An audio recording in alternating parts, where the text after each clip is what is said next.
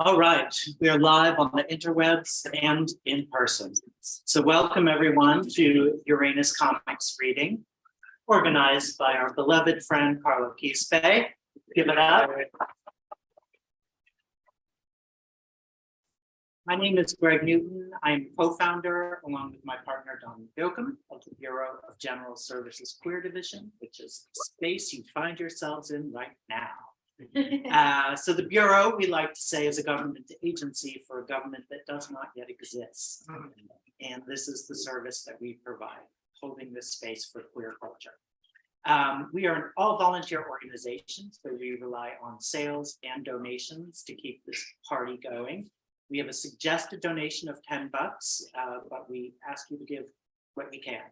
And if money is tight and you plan on buying some books or comics, then you should hold on to your money and buy those books and comics.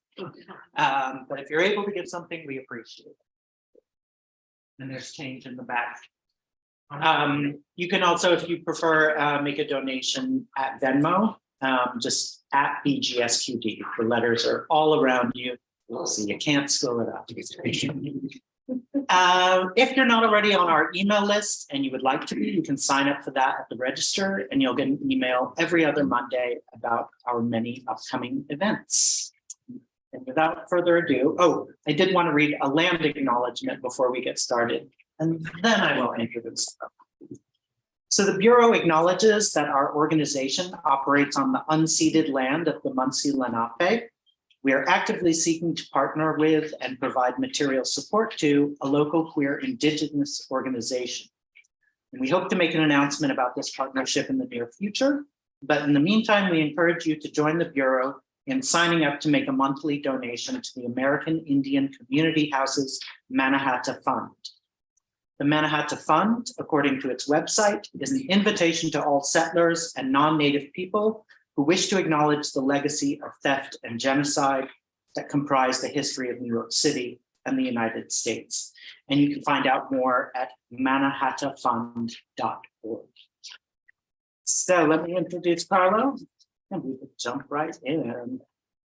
Carlo Quispe is a Peruvian-born, Brooklyn-based queer cartoonist, creator of Uranus Comics, originally published by Printed Matter in 2010. Please welcome Carla.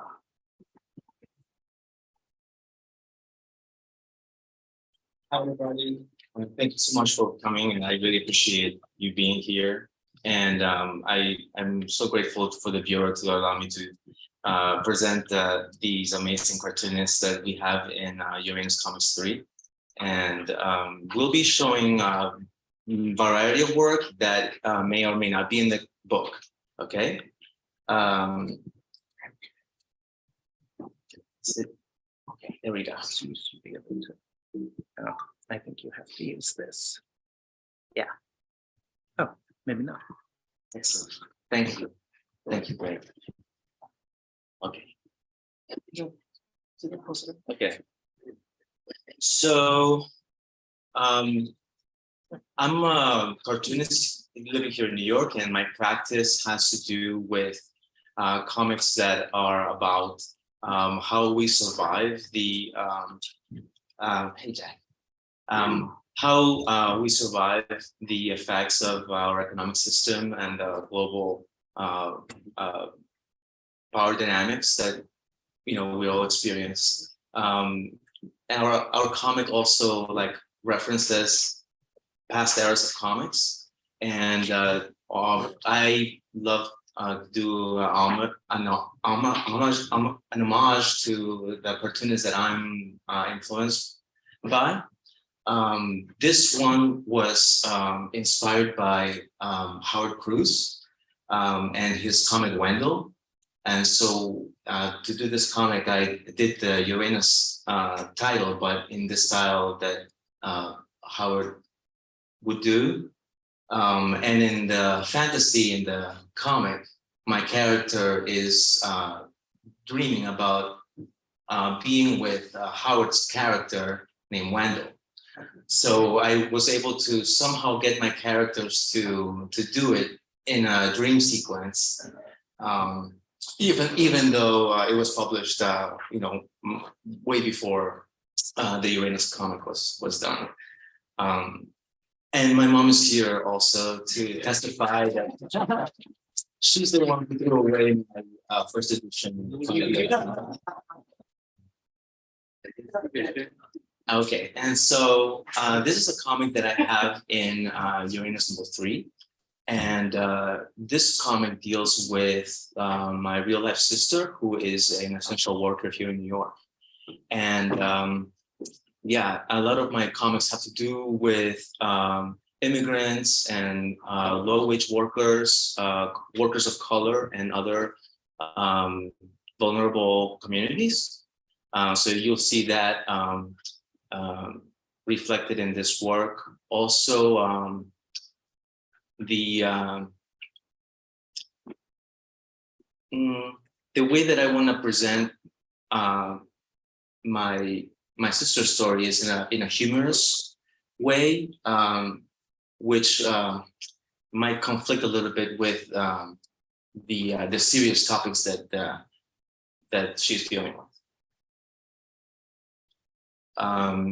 Here she is at work, having to deal with typical real Americans, and slowly in her job, her tasks multiply, and as the story unfolds, I'm also showing how the numbers of people with COVID are sent to the state health department. That's one of her responsibilities.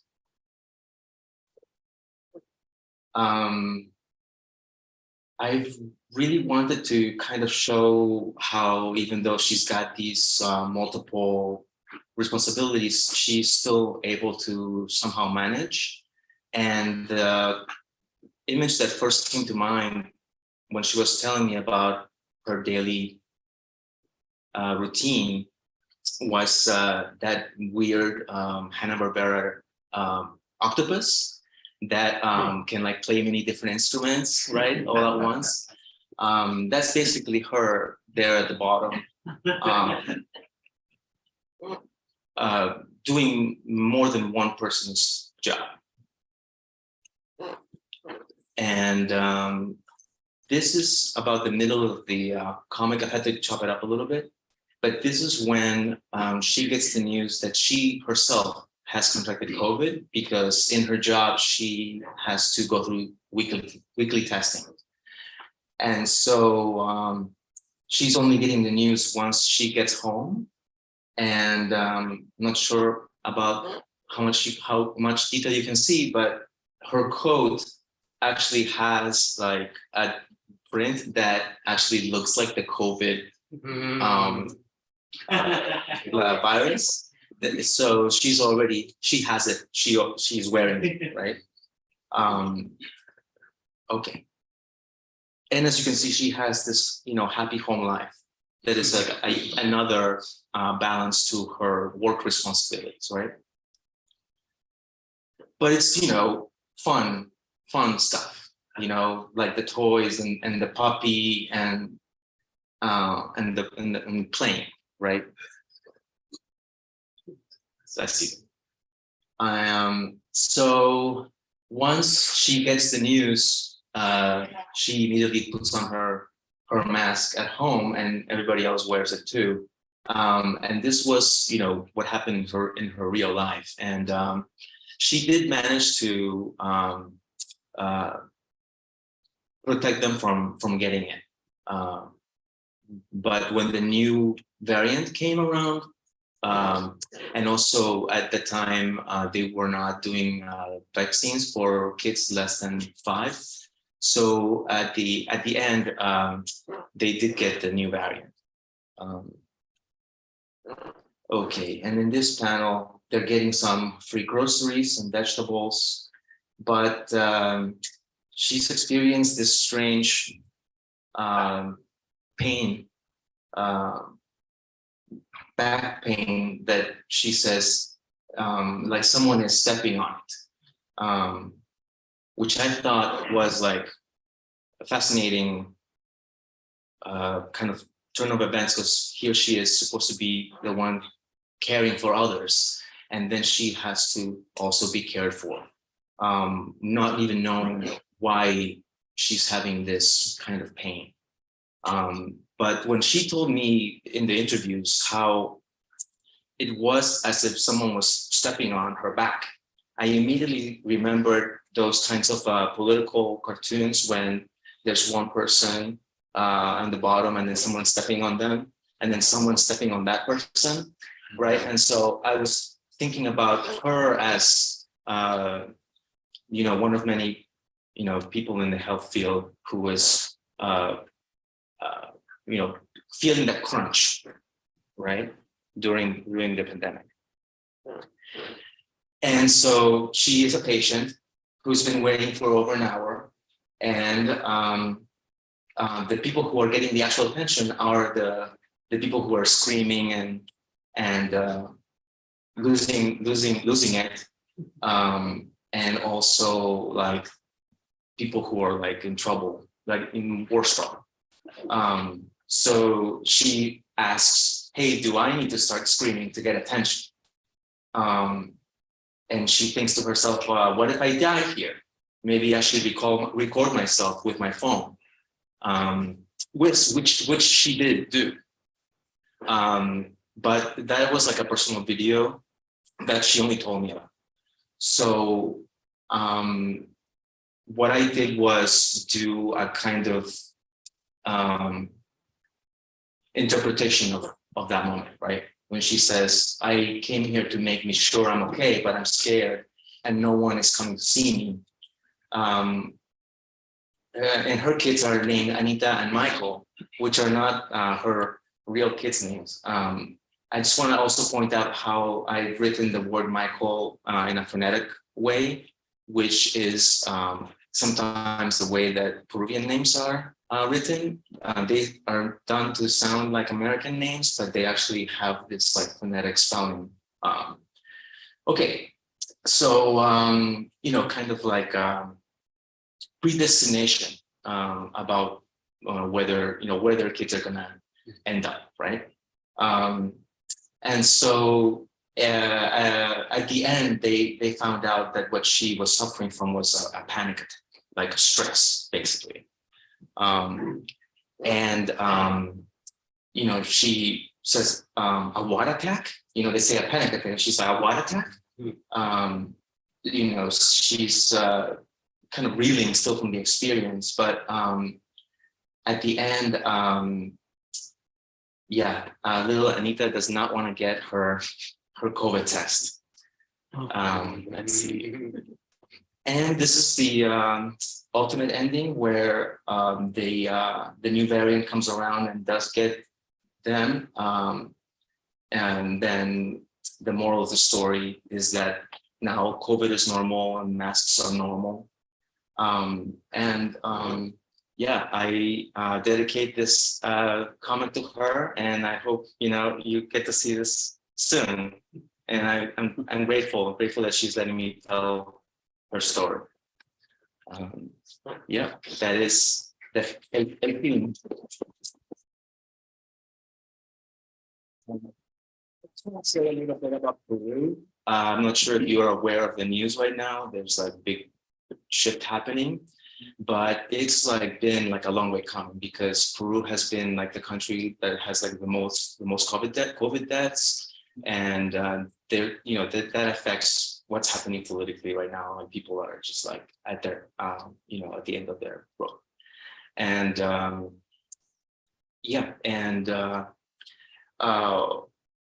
when I do these comics, I also want to talk about like what has happened in other countries in a way to warn people how it could easily also happen here.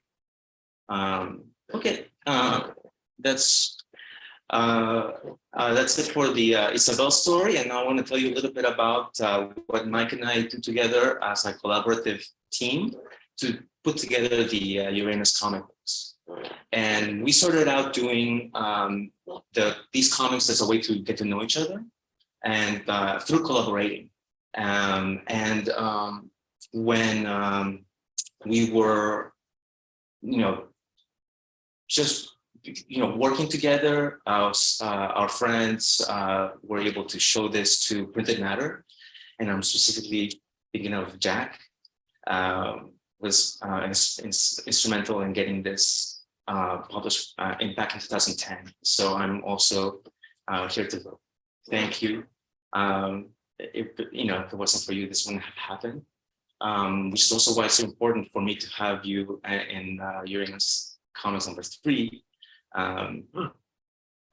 Uranus #0 was a comic that was published along with #1 as kind of like a mini comic that is about the places in Manhattan and all the boroughs actually where you can get tested for HIV and other STDs for free. Okay. And this is Uranus Comics #2. Do you want to talk a little bit about this issue? Well,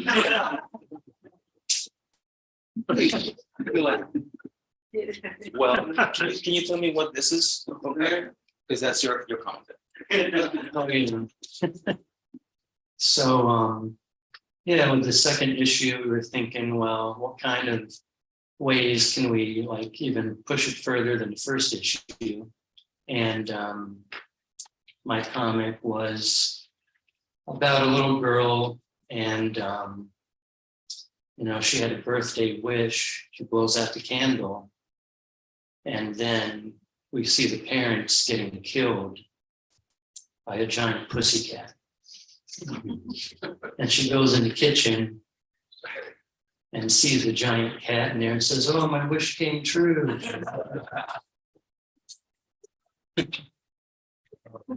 But yeah, it was fun coming up with ideas, and really and some of it was like stream of consciousness kind of drawings.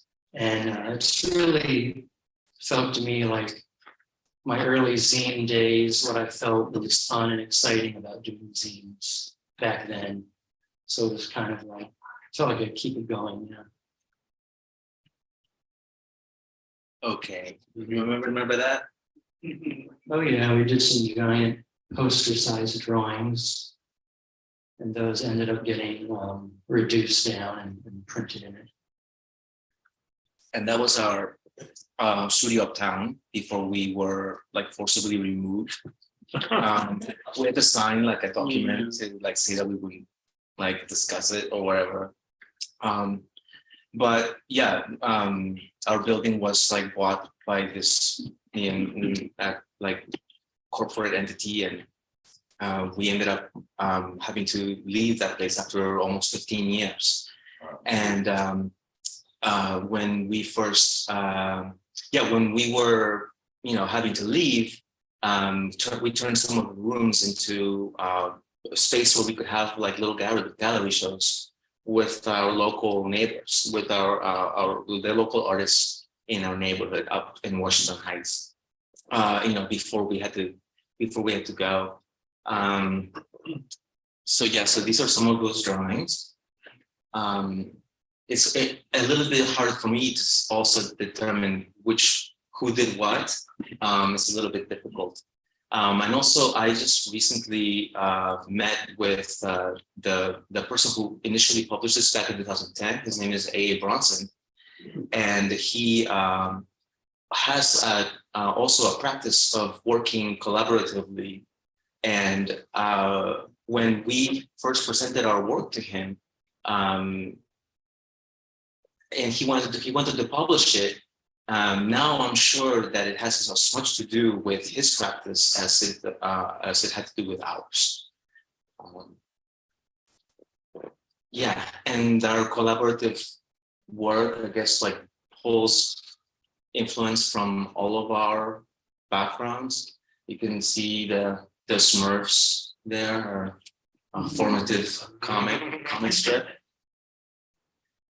as are like Hollywood, monsters, the Universal that looks like a universal monster, like the Gilman. creature from the Black Lagoon. Okay, take it away, Mike. So just to talk a second about myself, I was born in upstate New York, and a family moved to Florida when I was 8 years old. So kind of a small town, and growing up as a teenager, like a lot of small towns, maybe the kids feel like there wasn't enough stuff for them to do. This was before the internet. So I started to get into collecting comic books, and the ones that appealed to me were ones like the EC horror comics. They call them the pre-code horror comics. And back then I could find them pretty cheaply at a used bookshop that had a huge basement with just comics. And when you start to go towards the stairway to go down in the basement, you can smell the comics, you know. And it's almost like a drug or something. I would go down there and spend a lot of time, and they were selling them for pretty cheap, you know, 50 cents or $1 sometimes. When I got to be about 14 years old, I discovered Heavy Metal Illustrated magazine. And there was an ad in there to get a grab bag of underground comics. And I heard about the underground comics, but I never actually got a hold of any. So I wrote to, it was called Kitchen Sink Press. And at the time, I didn't realize it was Dennis Kitchen, artist who was running it. And he sent me the grab bag, and I actually had to clip the little thing out and sign it that I was 18 or over, even though I was 14 at the time. So I got the contraband. I opened the envelope, and the top comic on the stack was one that Dennis Kitchen had done the cover for. It was Bizarre Sex. I forget what issue number, but on the cover, there's an image of a big giant penis breaking through the sidewalk, like on a New York City street scene, like it's a monster. And when I started reading these underground comics, I felt like I was already drawing comics myself, and I would pass them around to my friends in school. And I felt like, well, now it's the 80s, so it should even be more radical than the underground comics in the 70s. And I knew I had something called freedom of speech, so I figured, well, I'll go ahead and do that, you know. And I ended up getting in trouble in Florida for my comics. I actually had to go to court and go to jail. One of the things I discovered also when I was living in Florida was a magazine called World War III Illustrated. And I had to drive a ways to the Countryside Mall, which had a bookstore that was kind of like alternative stuff. So that was maybe 30 minutes outside of where I lived. And eventually I started getting published in World War III Illustrated. And this is one of the comics I did for their censorship issue. I just want to point out that I edited this issue for World War III. Yeah. Yeah, and I think usually to get in there, you have to be like part of the group, show up to all the meetings and stuff, but I didn't do any of that. I'll just send it in. All right, so I'm going to read this.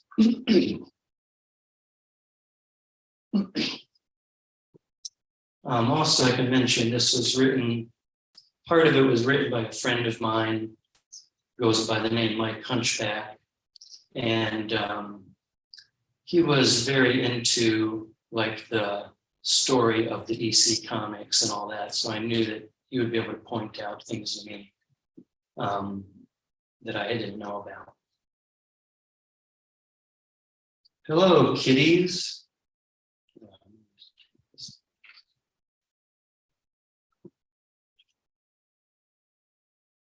Hello, kitties. Why don't you pull up that child's torso and have a seat? I have a terrible yarn to tell you. I like to call it no future for censorship. Gaze upon this giant stone monument erected on the moon many ages ago. And on the monument it says, calculated discomfort is a well-known path to the truth. Theodore Sturgeon.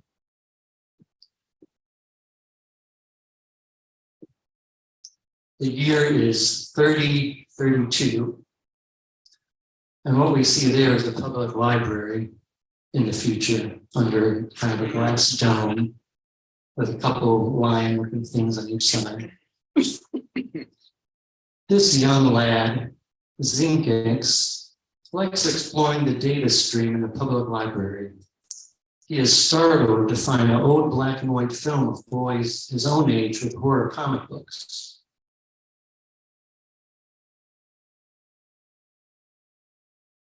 Just to mention, the old black and white film that he's talking about, that he's seen, was a real film that was made about the dangers of the prequel horror comics. And in the film, you actually see the kids reading the comics, and then they go crazy and start butchering each other. Yeah. They just finished reading the horror comics, and now two of the boys have tied the third to a tree. Now they're torturing him. Why was this film made? And then he says, what the hell? Poof. Hi, Zinkex, my boy. I'm Francis Pesty, the ghost of truth from the past. I'm here to teach you about the terrors of censorship. Censorship? What's that? Censorship used to be a common thing on this planet of ours. Let me take you to some points in history that your search might have missed. First, we go to China in the 1700s. The Qianlong Emperor, not sure if I get all the pronunciations right, but Qianlong Emperor obsessively spearheaded the largest book burning in history to prevent any option, any opinion of even remote descent from the empire. If an author wanted to inquire as to what the problem was, as 53 authors had done, they were mutilated, beheaded, and sliced into little tiny pieces. Yep. Golly. Of course, Adolf Hitler was a fan of censorship. He burned anything that didn't align with the Nazi philosophy, including the works of Hemingway, Kafka, Einstein, and Brecht. Then there were the McCarthy hearings. These hearings led up to the Senate subcommittee hearing on comics. Let me introduce William M. Gaines. He conceived such titles as The Crypt of Terror, The Vault of Horror, and Panic. Now he is forced to defend himself and the comic books he published. And we see William Gaines there in court. I was the first publisher in these United States to publish horror comics. I'm responsible. I started them. Some may not like them. That's a matter of personal taste. It would be just as difficult to explain the harmless thrill of a horror story to Dr. Wortham as it would be to explain the sublimity of a love to a frigid old maid. What are we afraid of? Are we afraid of our own children? Do we forget that they are citizens too and entitled to the essential freedom to read? Or do we think our children are so evil, so vicious, so simple-minded that it takes but a comic magazine story of murder to set them to murder, a story of robbery to set them to robbery? And where this was taken from, this particular dialogue was actually, they have it on film, him reading this at the hearing.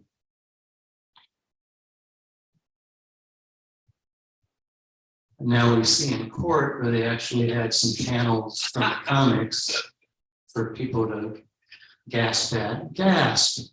Good Lord, choke. No!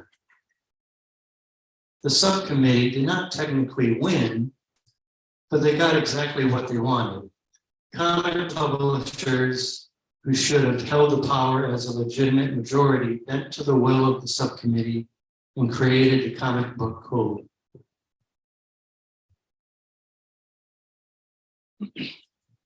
Thousands of artists, publishers, and printers were put out of work.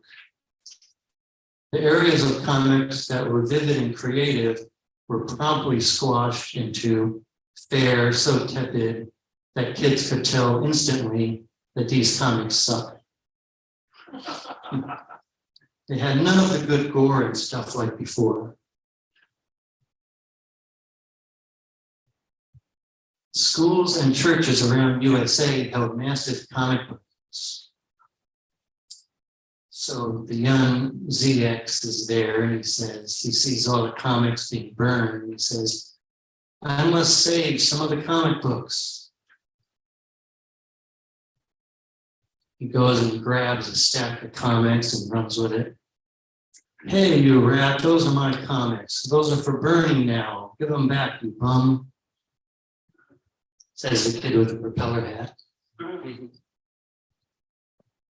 So he runs, he figures he'll hide him in his treehouse. I will hide them in his treehouse. He gets up there and he sees there's another kid up there reading horror comics. Ah, startles him. And then he gives them to the kid. He says, take good care of these, pal. So now the ghost is with him flying over, looking at the burning comics. Oh, piss on it all. Time to take you back home. That piss on it all is something my grandmother used to say. She'd say, ah, piss on him. Just piss on him. You know,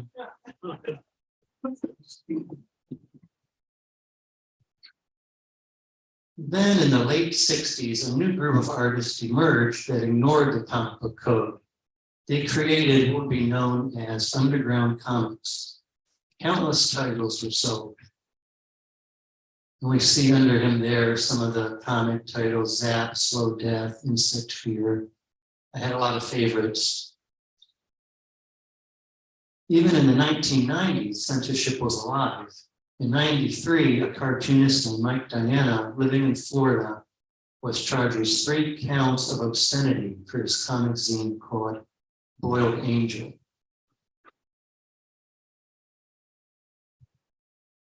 Mike pleaded not guilty, and with the help of a group called the Comic Book Legal Defense Fund, he obtained a First Amendment lawyer. During this trial, a number of so-called expert witnesses testified for the prosecution.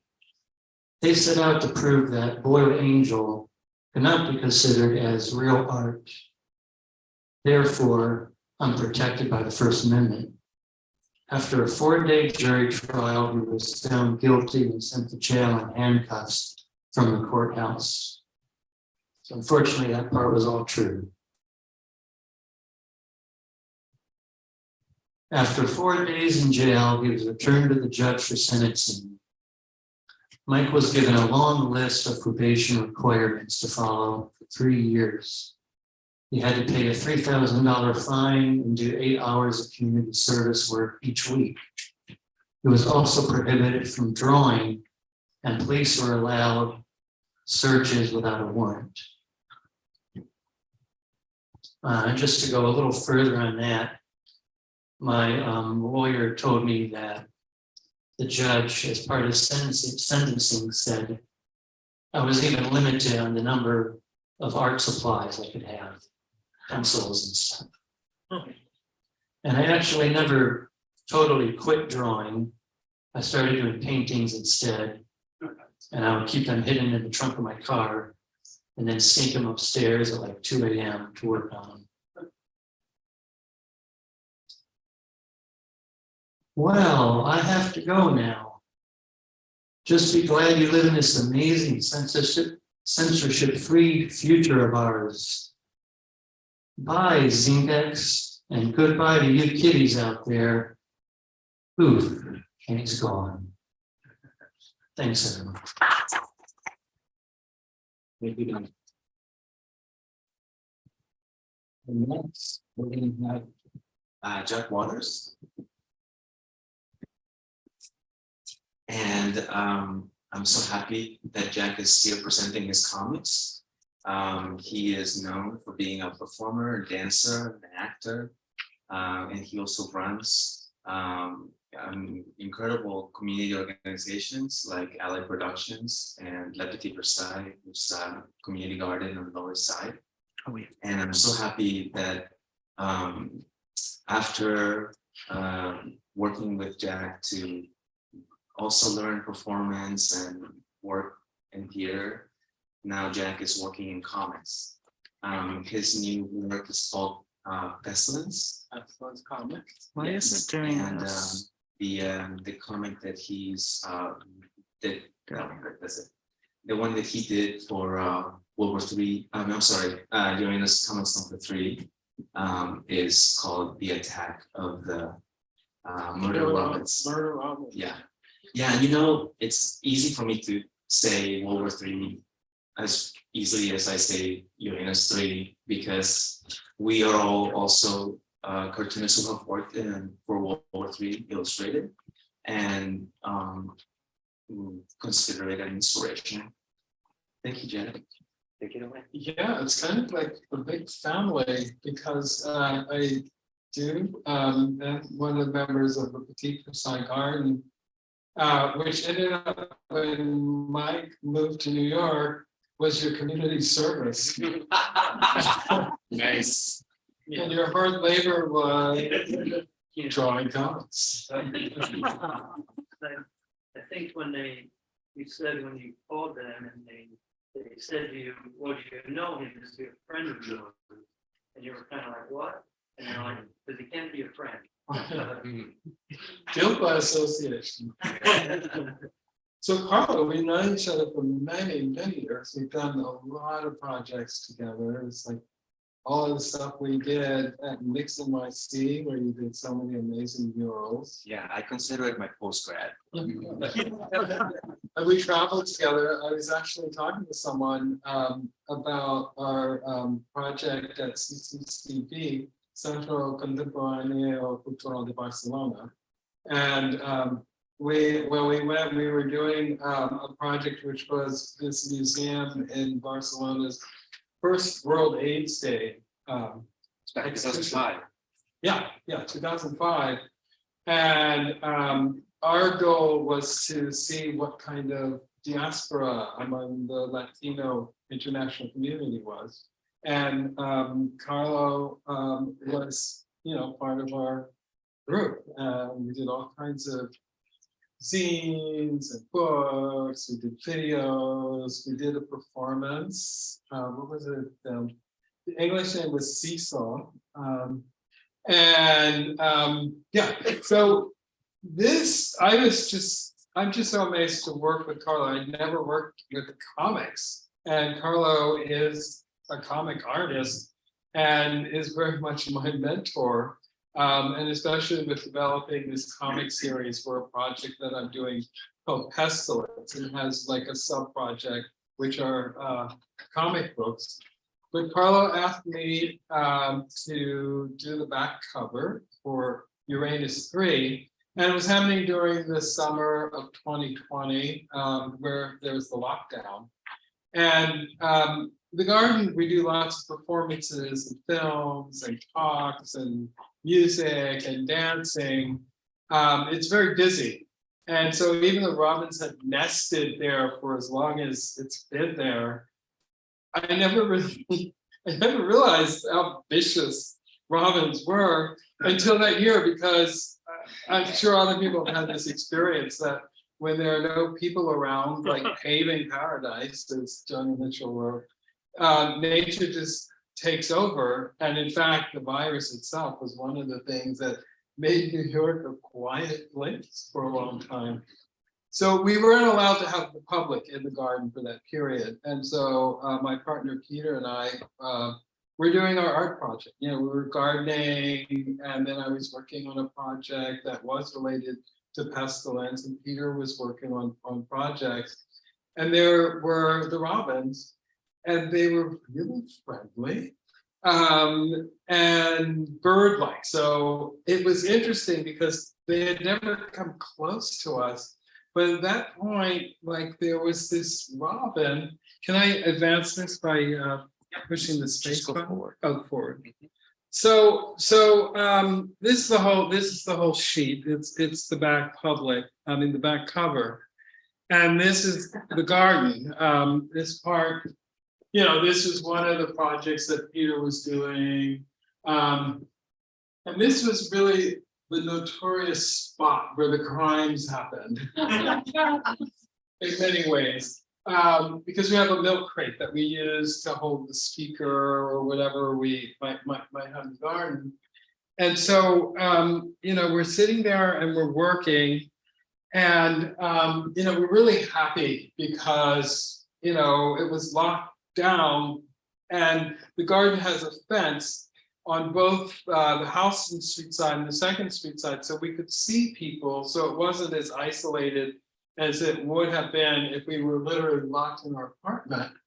And you know, so I'm like working on my project. It was a mold of a spider that was part of the pestilence performance, and I'm saying, at least we can make art outside.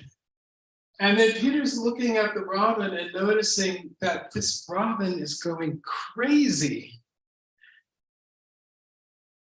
And we have mirrors in the garden. And so the robin like saw its reflection, and it's like jumping up and down and fluttering its wings.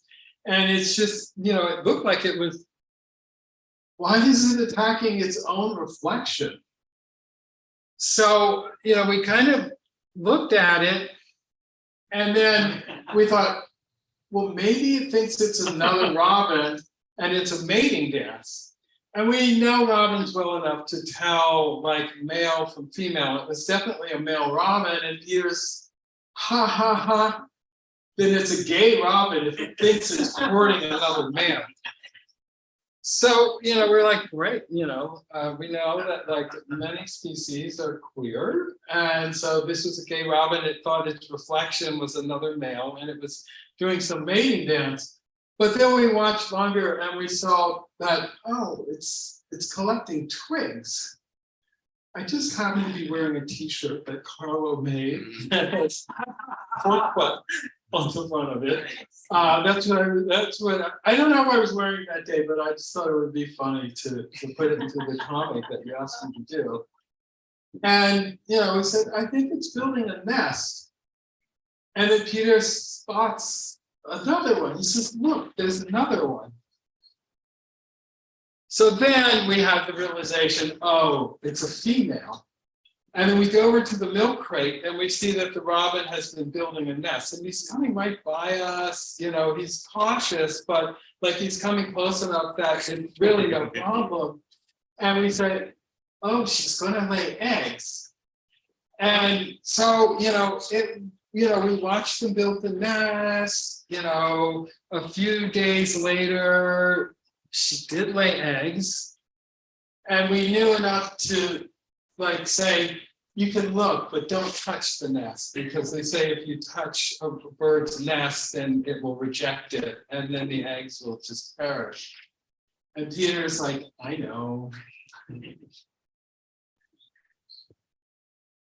Oh. So like at a certain point, everything changed. Like the robins were letting us get very close to them. Wait, let me make sure I didn't miss a slide. Yeah, so everything changed. And the robin's in the tree, you know, he's just kind of like watching us work, but then sometimes he comes close to us. But at this point, he was really taking what ended up being a defensive position. And then it flies by and it like pecks me right on the back of my head. I'm like, oh. So, you know, at that point, the robin would kind of like, in the beginning, it would sort of buzz us. And then it would come closer and closer as it buzzed. But then at a certain point, it would come right for our eyes. So we're like, oh, who knew these things could be so aggressive? And we figured out they're defending their young. So from that point on, we had to wear sheets or blankets. We wore big hats to cover ourselves and protect our heads. So at a certain point, the robin was just so violent and so aggressive. We realized that, okay, like this is the Earth. We're just one species on it. I did some research and I looked enough to see that the robins they are always territorial, but when there's a lot of people around, they can't really act it out as much as when they're in the majority and it's just us. So we just gave it up to them and I was done. We were like, let them have the garden, at least until the fledglings leave the nest. Because I read that once the birds are able to fly, then they become less protective because then the chicks can take care of themselves. And I realized that nature has a way of reclaiming its own, where the virus and the robins were in cahoots. So we decided we're going to look at the next species that becomes, this was also what we were talking about with the person that was visiting about this idea of invasive species. And we think about other species invading us and not realizing we're the invasive species. So thanks, Carlo. What you grab? What we do?